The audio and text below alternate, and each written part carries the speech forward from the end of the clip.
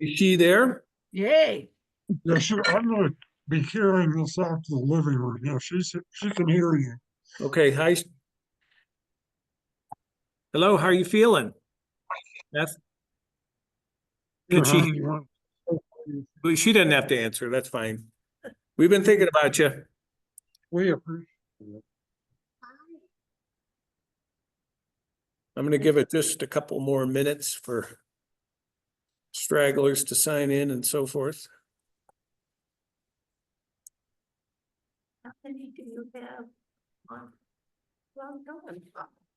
Let's see. We got 1, 2,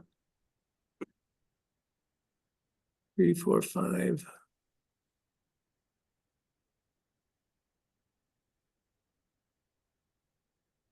6, 7, 8. I think 8.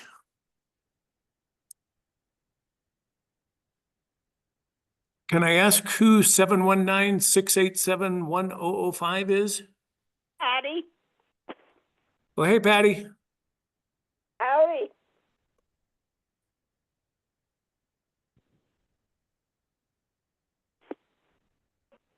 All right. Hold it.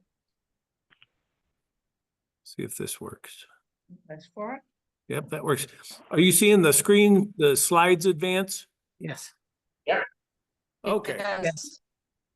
Well, thank you. Thank you all for joining. Thanks for coming out tonight on this very cold night. We have a special guest from outside the community. Bob is here. Thanks for coming, Bob. Nice to meet you. My name is Mike Bryant. I'll be teaching this class for the next 4 weeks.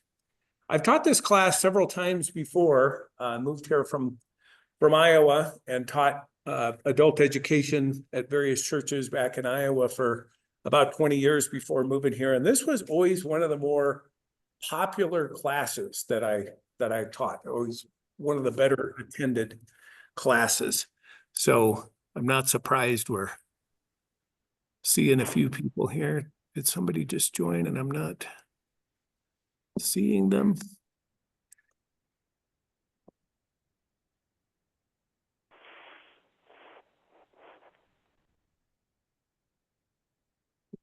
People, here we go.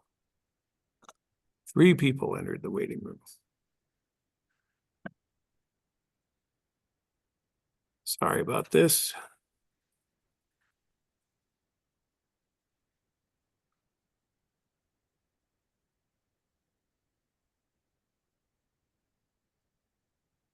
Said 3 people were in the waiting room, but they were already in the class. So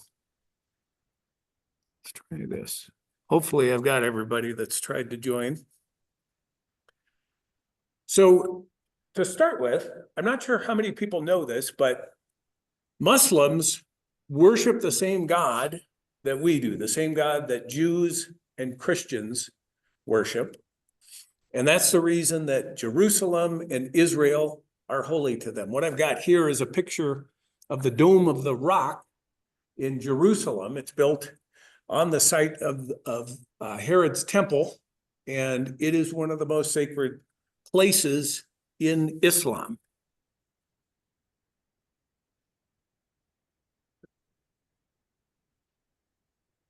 So the founder of Islam, of course, was Muhammad. The Quran is the book of God's revelations to Muhammad. Muhammad lived in Mecca. So I've got a map here of Saudi Arabia, and you can see where Mecca is and in relation to Jerusalem. It's over 900 miles from Jerusalem.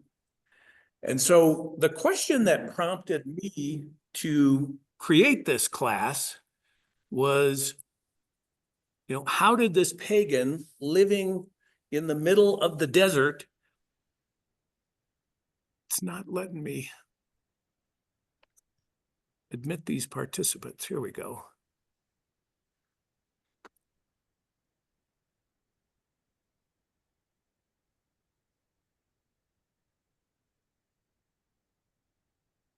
The question that prompted me to put this class together was, how did this guy living in the desert of Arabia, a pagan, come to consider himself a prophet of the Jewish/Christian God. And it sounds like somebody may be driving. If you could mute your phones, we're getting some ambient background noise.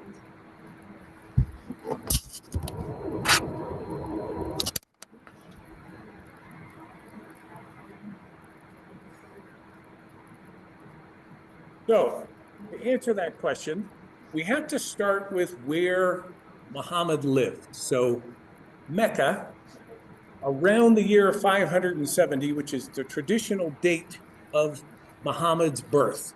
Okay. And the first and important thing to know about the settlement of Mecca is that it was located in an uncultivated valley. In fact, it was impossible to grow anything in the valley where Mecca is located. So a very inhospitable location, and prompts the question, why would anybody want to live there? Okay. And the answer is a Kaaba, or the Kaaba. A description of Mecca is that at the time of Muhammad's birth, it was a collection of rude mud huts gathered around a spring and a cube-like house of stone.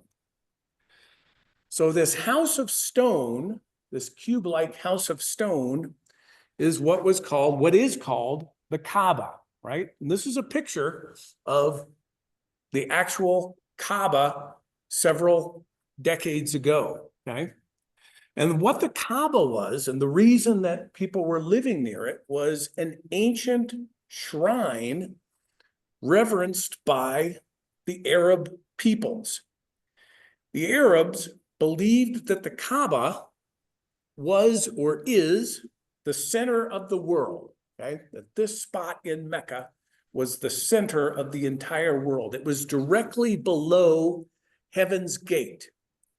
And inside the Kaaba, you would find idols of all the various tribal pagan gods of all the peoples throughout Arabia. Once a year, all the peoples of Arabia, the Bedouins, okay, would make a pilgrimage to the Kaaba. And this pilgrimage was called the Hajj, okay?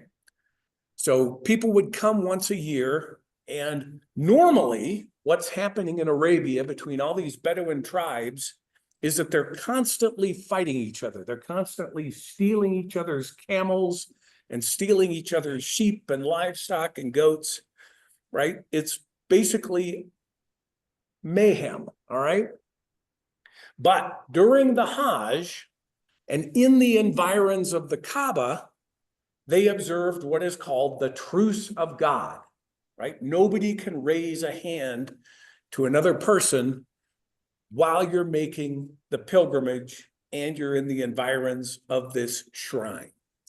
So when they would get there, what they would do is they would shave their heads, and some of them would strip naked, and they would do what's called circumambulation, which means walk in a circle around the Kaaba. And they would do it 7 times, 7 for the planets of the earth, or the planets of the universe that they recognized at that time, which is also where the 7 days of the week comes from.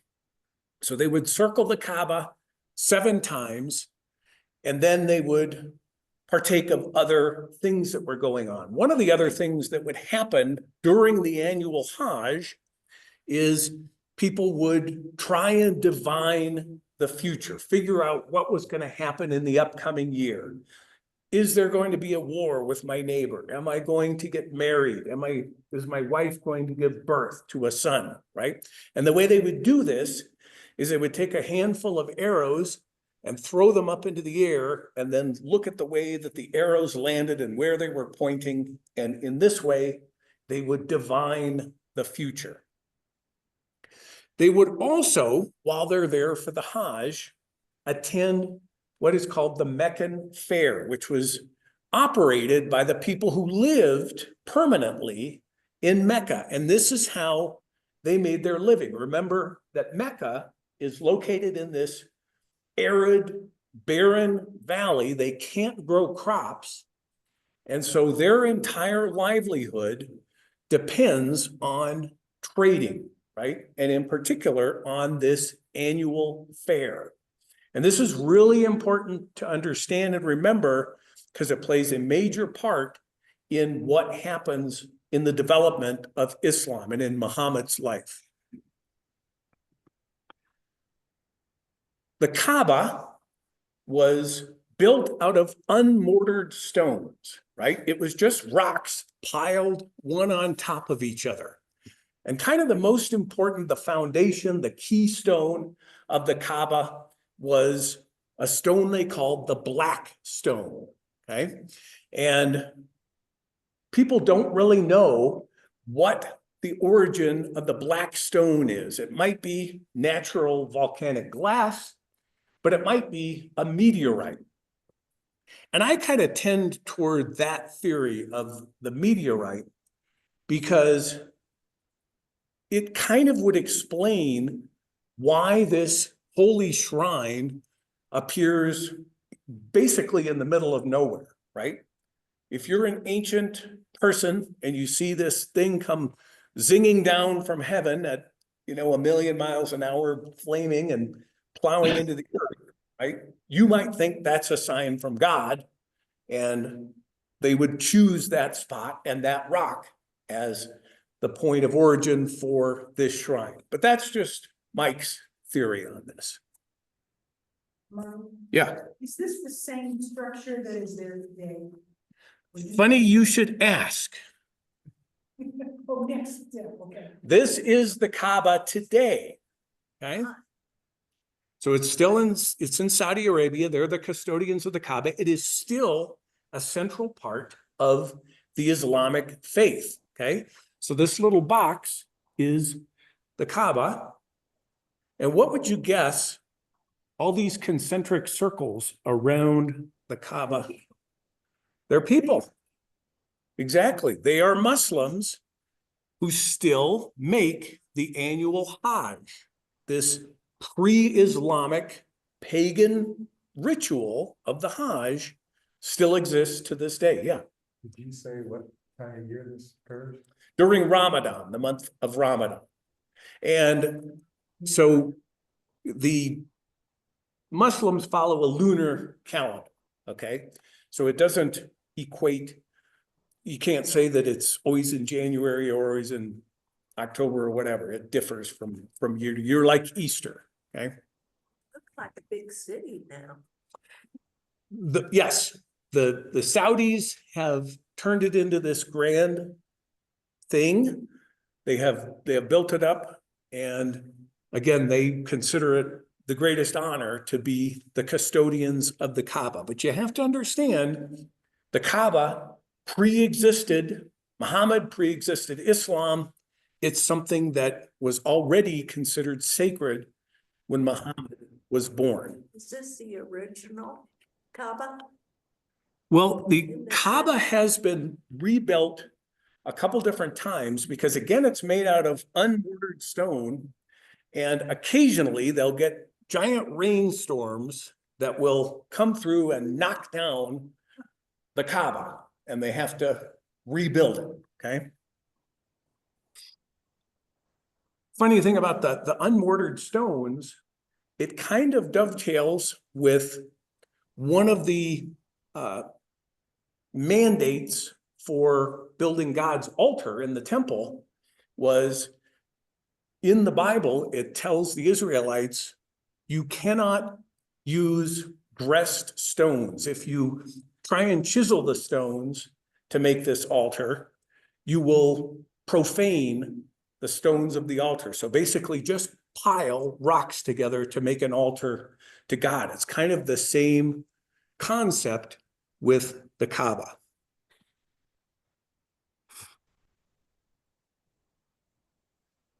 So we talked about how did Muhammad even know about the Jewish or Christian God? Well, as it turns out, Jews and Christians were among the Arabs, number one, but even more importantly, the Arabs had a sense that they were related to the Jews. And the story that they told about their origins is actually found in the Bible, in the Old Testament. And it's the story of Abraham and his slave woman, Sarah. All right, remember the story with Abraham was that he was married to Sarah. It was Hagar was the slave girl. Thank you. That's why I was getting confused. Sarah was too old to have a baby. And so she told Abraham, you can have a child with our slave girl, Hagar. Okay. And so they have this child, and the child's name is Ishmael. And then later, miraculously, Sarah is able to give birth. And so now Abraham has this, quote, legitimate child, right? And Hagar and her son Ishmael are now persona non grata in the household, right? So basically, Abraham escorts Hagar out of the household and, according to the Bible, banishes her and her child to wander in, quote, the wilderness of Beersheba. So here's a map of ancient Israel with Jerusalem in pink. Beersheba is way down in the south. It's to the south of what we would consider Judea or ancient Israel, which is where Arabia is, okay? So even though Abraham is kicking Sarah and Ishmael out and basically casting them out into the wilderness, God makes them a promise. I will make him into a great nation, meaning Ishmael, okay? But Ishmael is destined to become, quote, a wild ass of a man in constant struggle with his neighbors, okay? So Hagar and Ishmael are wandering in the desert. And of course, it's not long before they run out of water that Abraham has provided them with. And they worry that they're going to die of dehydration. This is when an angel miraculously reveals a spring to them. And so they find this spring and they're able to slake their thirst and eke out an existence in the desert. Now, this idea that the Arabs are the Ishmaelites was an ancient idea. We have it in Josephus, who was a Jewish historian who lived in the 1st century AD. So shortly after Jesus died is when Josephus is living and writing his histories. And he knows this tradition that the Arabs are the Ishmaelites. And of course, in his time, the Arabs are a numerous, if contentious nation wandering in the southern desert. So exactly what you would think fits in with the story told in Genesis. And it's not implausible to think that they were ultimately descended from some common ancestor or, tribal group, because there's a lot of similarities between the Arabs and Jews. Number one, they both speak a Semitic language, okay? So just like French and Spanish and Italian are all Romance languages, and they're all similar to one another, right? The same can be said of Hebrew and Arabic, okay? So you've probably all heard the Jewish word shalom, which means peace, right? Something that they say hello or goodbye, they say shalom. Well, the equivalent word in Arabic and also a greeting is salam. Okay, so you can see those two words sound very similar. The languages are closely related. They also have several cultural practices which are similar. They practice circumcision, they don't eat pork, and they observe other Jewish practices. So for those among the Arabs who were attuned to this idea that they were descended from Abraham, they had specific traditions about the origin of the Kaaba. According to their traditions, the Kaaba was actually built by Abraham and Ishmael. That Abraham stayed with Ishmael and Hagar long enough to build the Kaaba. Another tradition is that the Kaaba had originally been built by Adam, and then it was wiped out in the flood, and that Abraham and Ishmael rebuilt it. Okay? In this telling, the black stone, that stone that is the most important stone in the Kaaba, was originally white, but it was turned black over the ages by the sins of mankind, blackening it. Okay? Remember, I said that there was a well there in Mecca called Zamzam, and that well, according to this version of the Kaaba's history, is the well that the spring that Ishmael and Hagar found. Yeah, Rob. If this was supposedly built, was that before they were ostracized, or like if Abraham was involved in building it? Right. So in that telling, Abraham escorted Hagar and Ishmael to Mecca, built the Kaaba, and then went back to hang out with Sarah. Now, according to Islamic history, the well of Zamzam had actually been obscured for a long time, and it was rediscovered by Muhammad's grandfather. And apparently, before the well was there, they would not just have to import food to Mecca, but they would have to carry in water from, a couple days away. So the rediscovery of this well was a huge deal for the people in Mecca.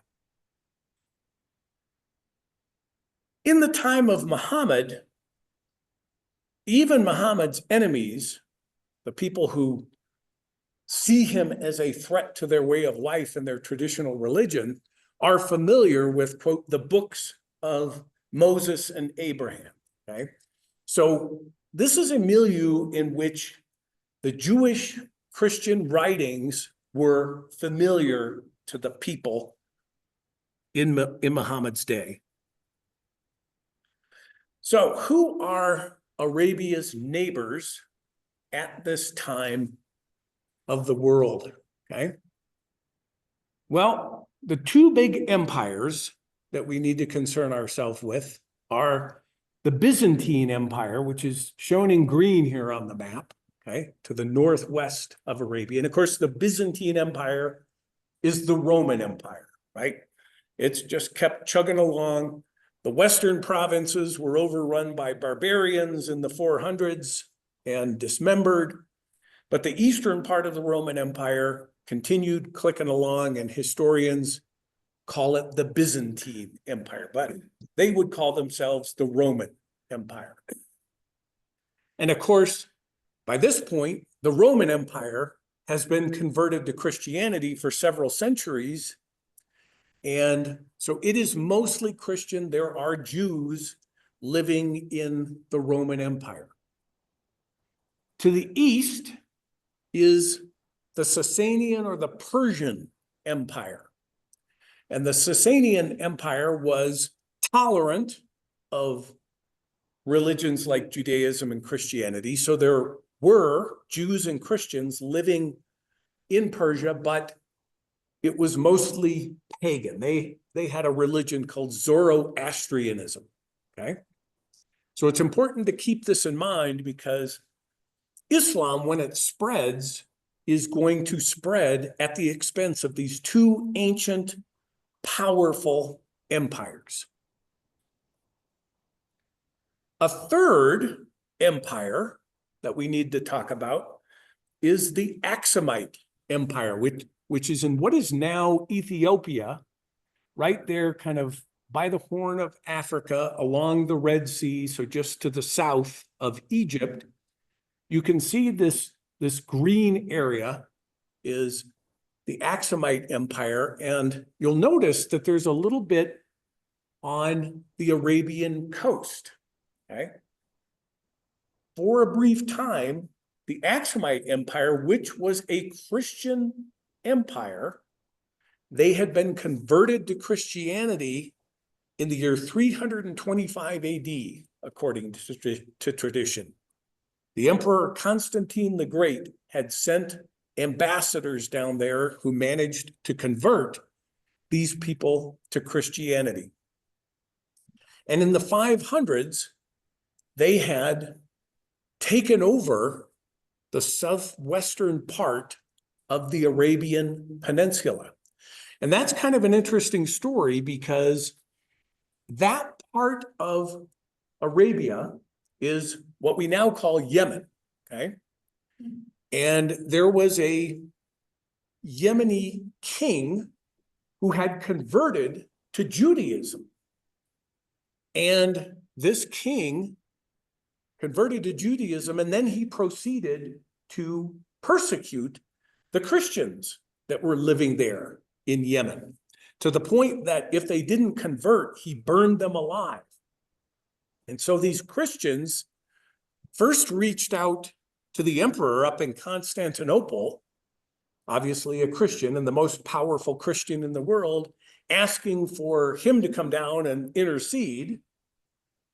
And the emperor said, well, that's way too far away for me to deal with, but I know there's a Christian kingdom of Aksum that's close by. So he sent ambassadors to Aksum, and they responded by attacking Yemen, overthrowing this Jewish king who was persecuting Christians.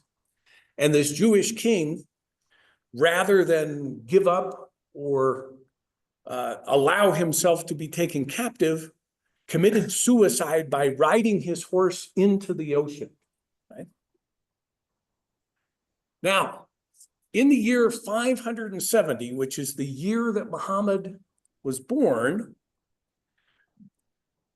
this Aksumite Empire, which had established this little foothold over in Arabia, started to get thoughts of expanding in Arabia. Maybe we can take over more of the Arabian Peninsula, and in particular, we might be able to take over this town of Mecca, which has this very lucrative fair, and which has this very important shrine to all the other tribes of Arabia.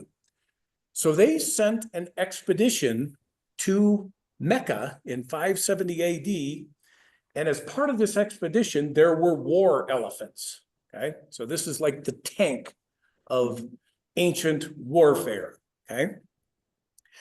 And when they got to Mecca, the army suffered a plague and had to turn back. It wasn't able to conquer Mecca, but this invasion with the war elephants went down in Arabian lore as the year of the elephant, okay? And again, also the year that Muhammad was born. So we've already talked about the fact that there were Christians and Jews in Arabia at this time. Of course, the Byzantine Empire was almost entirely Christian, with a small population of Jews. And on the periphery, the Roman practice was always to deal with barbarian tribes by picking out one or two of the tribes and turning them into allies who would help control the other tribes on the border. And so the Byzantine Empire had done the same with some of the Bedouin tribes. They turned them into what the Romans called foederati, or allies, okay? And some of these Bedouin foederati were known to be Christian. In fact, that may have been a precondition for the emperor making an alliance with them. We also know that some of the Arabian tribes were Christians. They had converted to Christianity. There was one in southern Arabia near Najran. There was one up near Iraq at Al-Hira, to the point that inside the Kaaba itself, remember where all of these idols of all the pagan gods of the Arabian tribes were found, there were Christian icons. So these Christians, these Arabs who had converted to Christianity, continued to do the Hajj. And inside, there was a picture of Mary holding the baby Jesus and a picture of Jesus inside the Kaaba. You happen to know if that's still true today? I don't know, because they cleared out all of the idols after Islam took over. So we know there were Christians. We also know there were Jews. We talked a minute ago about this dynasty in Yemen that had converted to Judaism. But to the north of Mecca was an important stop on the trading route, a village called Yathrib, which will later be called Medina, okay, which is another important place in Islamic history. But at this time, it's called Yathrib, and Yathrib had 3 tribes of Arabs who had converted to Judaism. And in fact, there was friction with these Jewish Arabs and some of the people who were trying to claim that the Kaaba had been built by Abraham and Ishmael, because some rabbis from these Jewish tribes up in Yathrib said, that's nonsense. That is not in the Bible. No way Abraham built that. You know, they poo-pooed it. They would not give it the official Jewish stamp of approval.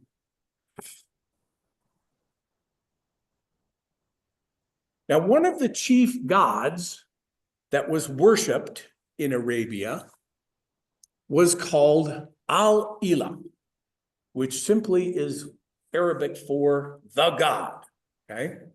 And of course, that's where the word Allah comes from. It's really 2 words meaning the God. And many Arabs would worship Al-Ilah as maybe the most powerful of all the gods.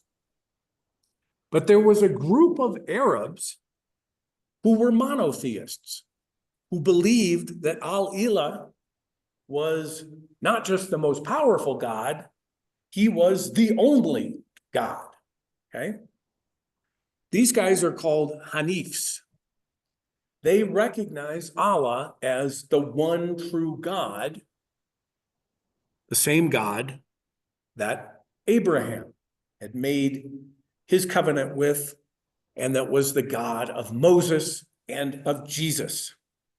And according to the Quran, Abraham himself was a Hanif. He was a monotheist who recognized that Al-Ilah was the one true God. There was this other group of associators who recognized Allah as the most important, but not the sole God. And in this telling, one version held that Allah has 3 daughters. And these are the 3 most important pagan fertility goddesses of Arabia. And I want you to keep that in mind, because it's going to come up again in Muhammad's life, these 3 daughters of Allah. All right, so now we've gotten to the birth of Muhammad. We have set the stage for Muhammad's entry onto the scene. And I'll pause there. Does anybody have any questions about what I've covered so far before we start talking about Muhammad, the person?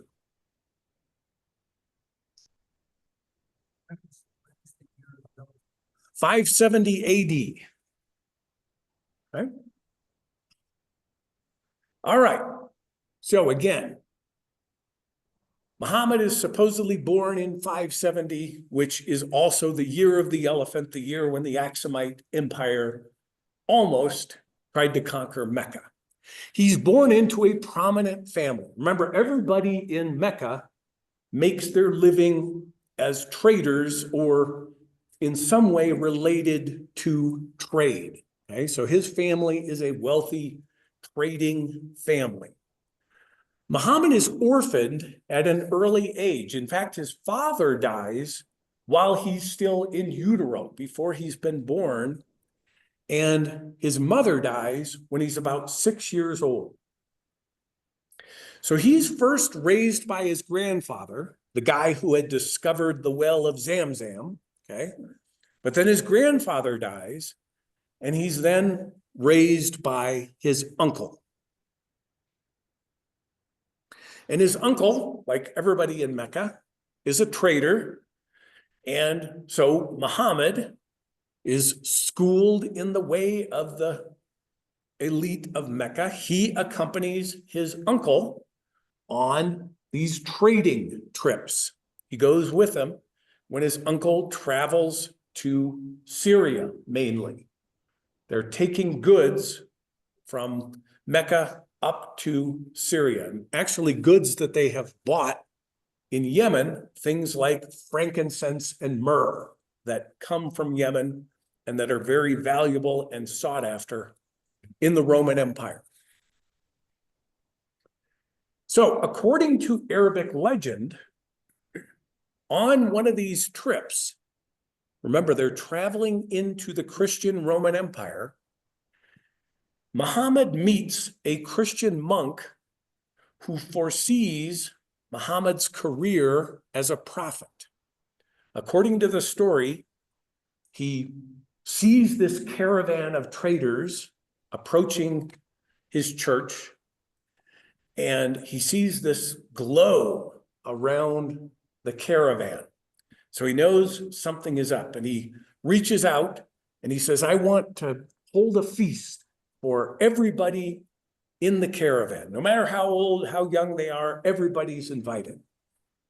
So he invites all these people in, and he's feeding them, and he's looking at their faces, trying to figure out who's got the shadow of God on their face, and none of them have it. And he says, is it possible that you left somebody behind? And then they say, well, we just left this young kid behind to watch the camels. They feel a little guilty, and so they invite Muhammad in. And this is when the monk realizes Muhammad is the prophet spoken of in the Gospels, in the secret, unedited versions of the Gospels that this monk has there at his monastery. The ones that say Jesus isn't the final savior of man, there is one more yet to come. So, this is Arabic or Islamic tradition about Muhammad's youth. The monk have a name? Bahira? So, during his youth, he is trading from the Mediterranean to the Indian Ocean, down in Yemen, up in Syria, and learning a lot about the world, learning a lot about different religions, learning a lot about Arabia, but he's also gaining a reputation for honesty and wisdom, okay? To the point that when the Kaaba gets knocked down by one of those floods we talked about earlier, and they have to rebuild it. The four main clans there in Mecca are fighting over who gets the honor of putting the black stone back in place, right? The most important stone. Which of the four main clans here is going to get that honor? And they can't agree on it. So the Kaaba is laying there, as a pile of rubble while they're feuding with one another. And then Muhammad comes up with the idea, why don't we put the black stone on a rug? And at each corner of the rug, one member from each of the four clans will take hold of that corner and together carry the black stone into place and dump it into its spot. And then we will rebuild the Kaaba from there. And they all think this is a great idea, and that's what they do. And it enhances Muhammad's reputation for wisdom. So he's been trading and trying to get together enough money to buy a wife, which is basically what you have to do in that age. And it's at age 26 that fate finally smiles on young Muhammad, the poor trader. He is able to marry a prosperous widow named Khadijah.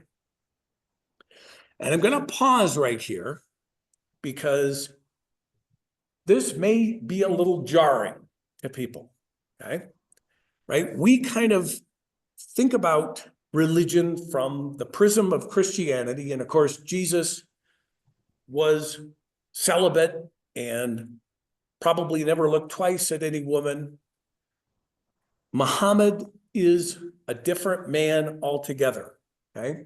And we're going to see in more than one way, Muhammad is entirely different from Jesus. So I remember when I first read that and I was like, wait, what? He founded this religion, but he was married, okay? So prepare yourself for other things that Muhammad is going to do that are completely different than what our idea of what a founder of a religion would do. But he's able to marry Khadijah, and this gives him some financial security because she's a widow twice over and has inherited the wealth of her previous husbands.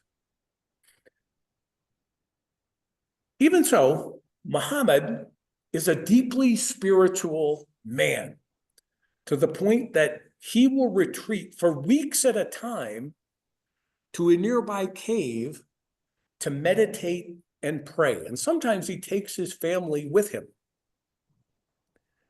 And it's at the age of 40, in the year 610 AD, that Muhammad gets his first revelation. The angel Gabriel visits him in this cave and gives him this revelation from God. And Muhammad is completely freaked out by this. He despairs. He doesn't know what to make of this. He thinks he's going crazy to the point that he actually contemplates suicide. He leaves the cave and goes up to the top of the mountain with the idea of killing himself. And the angel stops him. According to Muhammad, everywhere he looks, he sees the angel. He looks at the top of the mountain, the angel is there. He turns and the angel is there in front of him. He can't get this vision out of his head. And the angel says, "Do not kill yourself. You are God's messenger."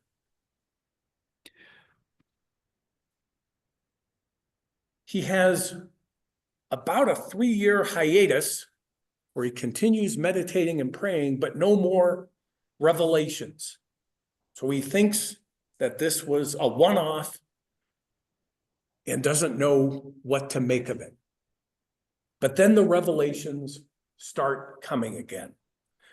And this is where Islam starts to take shape. the angel reveals that number one, there is no God but Allah. Number two, if you live a righteous life, the reward is paradise. But conversely, if you don't live a righteous life, you will be subject to the tortures of hell. And this is important because for the Arabs, there is no concept of an afterlife. In fact, they scoff at the idea of an afterlife, thinking it kind of like a thing that you tell people to make them feel better. It's something that a weak person would believe in. The Arabs pride themselves on knowing that this life is all there is and you need to make the most of it. So these are astonishing revelations for Muhammad. Further revelations from God reveal that the righteous will pray to Allah and seek his forgiveness. They will live with honesty, chastity, and charity. Now, chastity by meaning faithful to your spouse. He's not saying that sexual activity is wrong in the way that some Christians would view it, but rather live chaste in your family.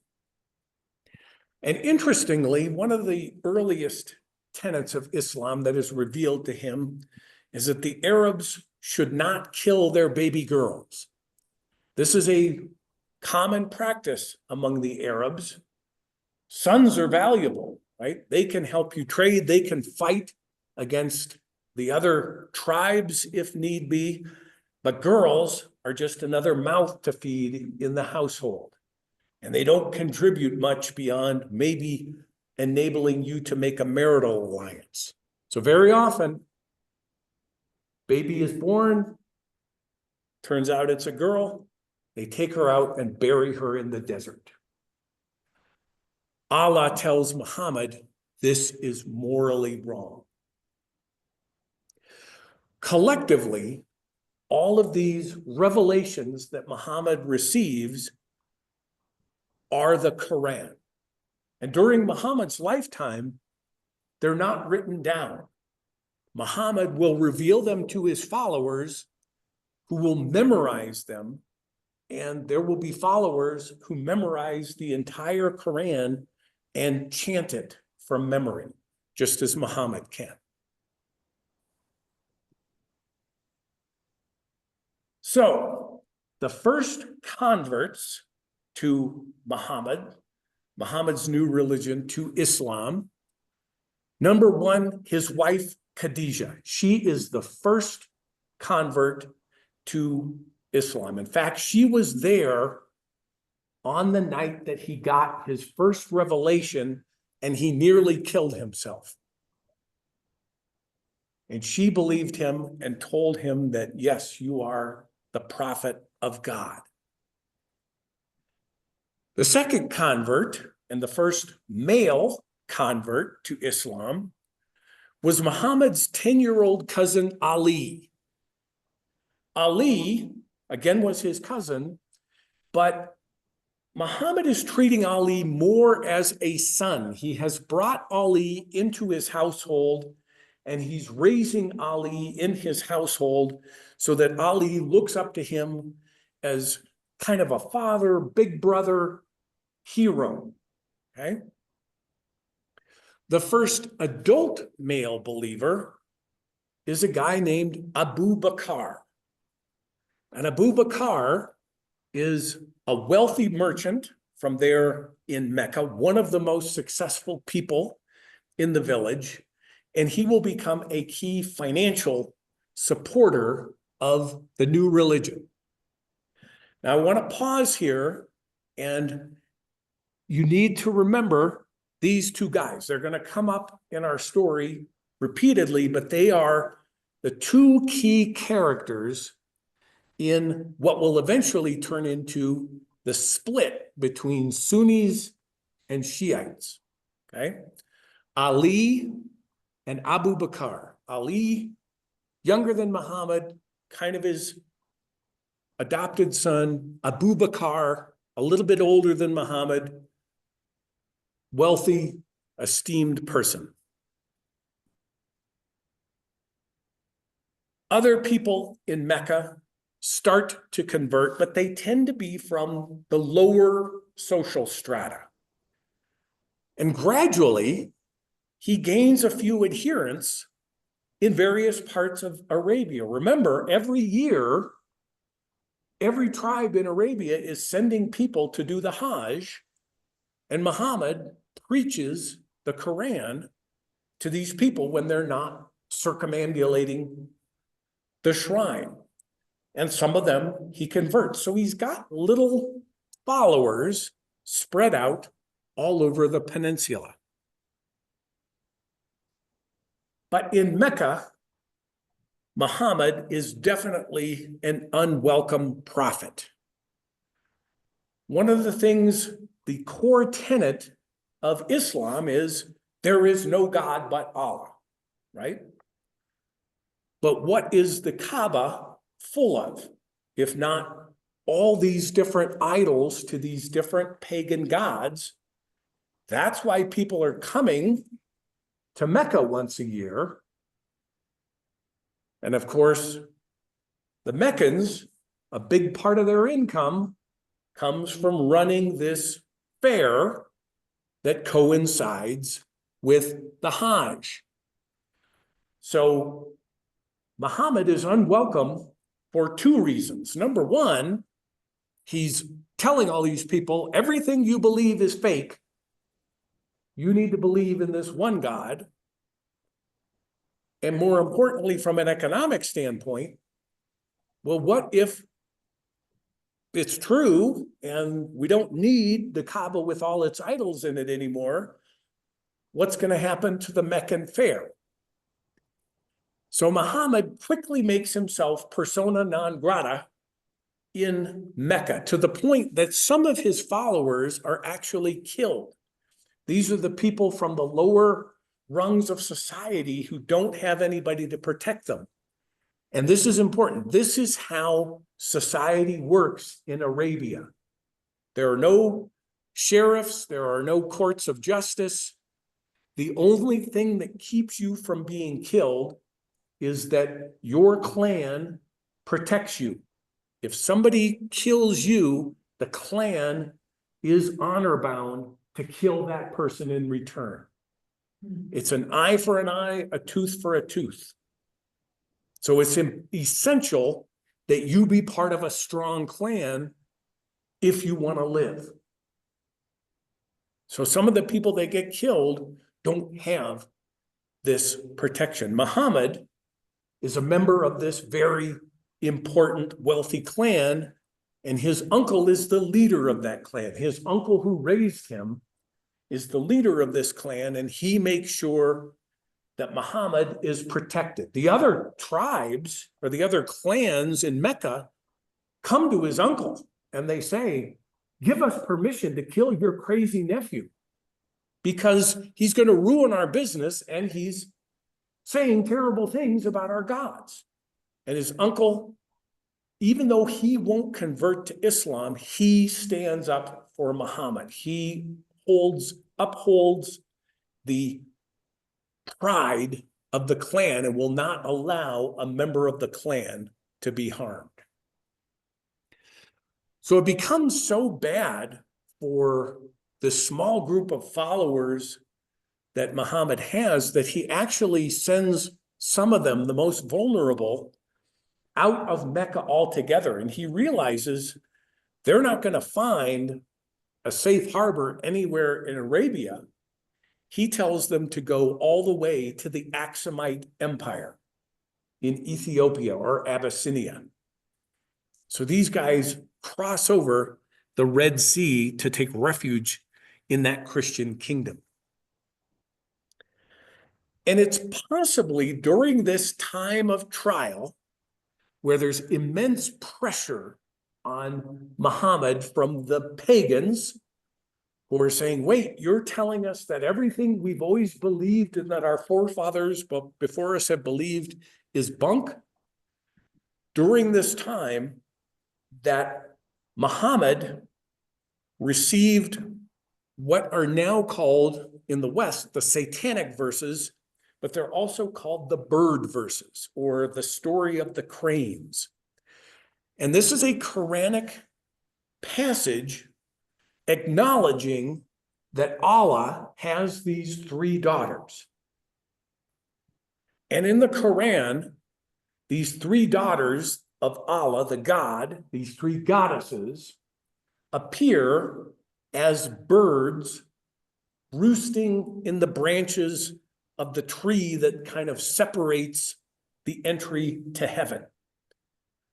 And so Muhammad initially has this Quranic revelation as he interprets it, that Allah has these divine daughters.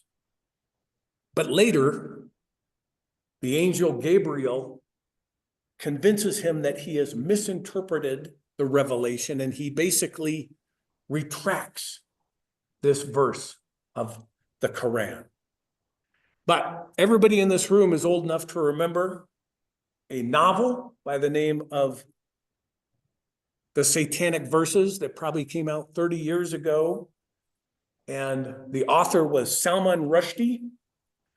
And remember, it caused such a stir that Ayatollah Khomeini ordered that Salman Rushdie be killed for writing this novel about the Prophet Muhammad dealing with this topic of the satanic verses, to the point that Rushdie, who was a British citizen, the British government had to put him under protective custody to keep him from being killed by passionate Muslims. Anybody not remember that story from way back when? Is he still on there?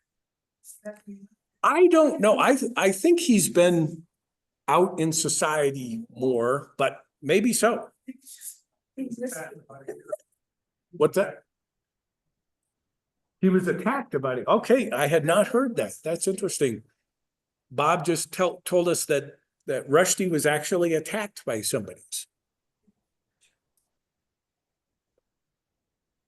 He also makes a cameo in the book or in the movie Bridget Jones' Diary, if you're into that kind of thing.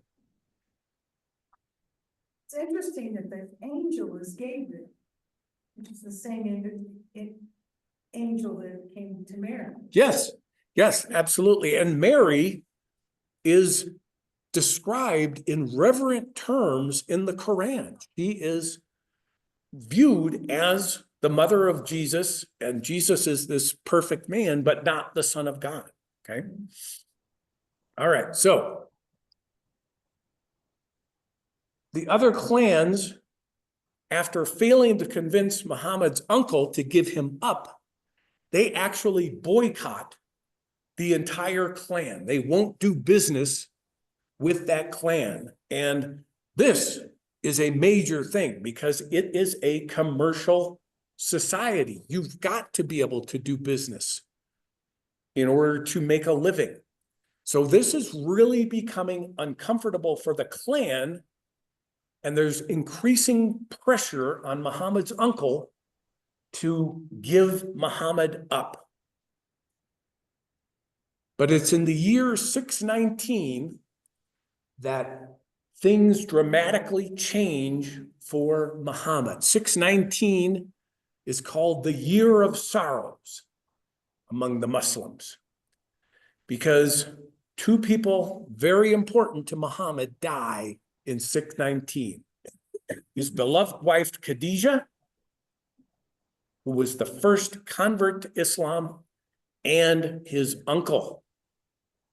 And now leadership of the clan passes to a diehard opponent of Islam. And it's not clear what's going to happen to Muhammad.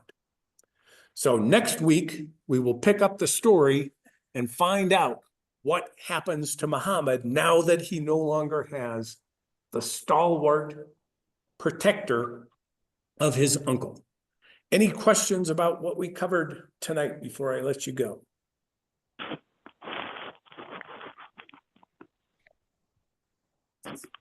Thank you, Mike. Christians and Jews and, you know, they're, you know, all the kind of similar society and it just kind of. But, and the other thing at the beginning that I thought of was, Joseph Smith and his golden tablets and Mormon and, you know, just, he really had a message and. No, you're exactly right. Yes. I've got the vision or whatever. I see that same parallel. Well, thanks for tuning in tonight and we'll see you next Monday at the same time. Thank That's where you go with Thanks, Mike, Mike. thanks. Thank you. You. Thanks, Mike. Thank you, Mike.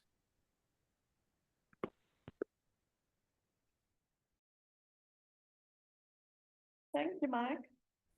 Thank you for coming. Yeah, I hope to see you back next week. It's also the same story with David. When Samuel came to anoint the new king, and Jesse had 8